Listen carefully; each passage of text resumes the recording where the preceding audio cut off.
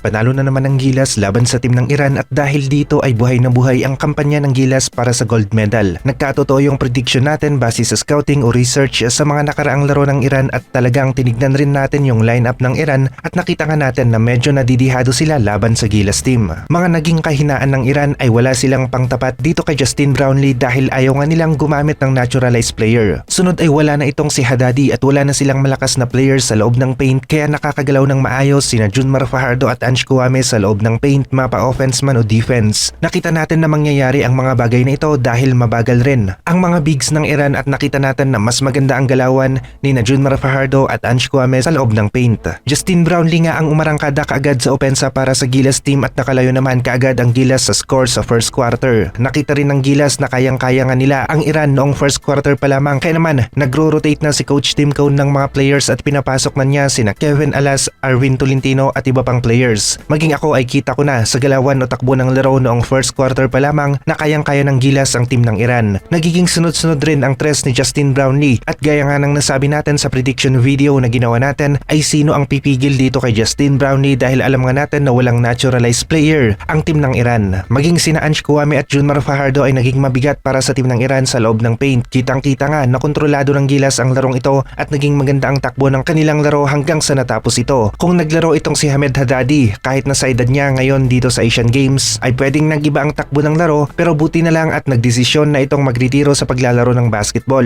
Marami ngayon ang nasiyahan sa ipinakita ng Gilas dito sa Asian Games at mas dumami pa ngayon ang nag-aabang sa laro ng Gilas dahil na rin sa semifinals na at nangangamoy medalya ang bawat laro ngayong semifinals. Maganda nga lang at mataas yung tsansa na makakuha ng medalya ang Gilas ngayong 2023 Asian Games. Ayon nga sa lumabas na mga report ay ang makakalaban ng Gilas sa semifinals ay ang team ng China. Nagawa ngang talunin ng China ang team ng South Korea kaya naman sila ngayon ang makakalaban ng Gilas team sa semifinals. Ang Jordan naman at Japan ang magkaharap sa semifinals at apat na lamang silang natitira dito sa Asian Games Men's Basketball 5 versus 5. Malaki ang chance na magkakaroon ng rematch ang Gilas laban sa team ng Jordan sa finals kapag nakalusot ang Gilas sa semifinals at mukhang isang sweet revenge ang magaganap sa laro ng Gilas laban sa team ng Jordan. Pero para mangyari ito ay kailangan nga muna ng Gilas na makalusot sa semifinals. Narito ang ilan sa mga plays ng Gilas sa laro nila laban sa team ng Iran at sana ay magustuhan ninyo.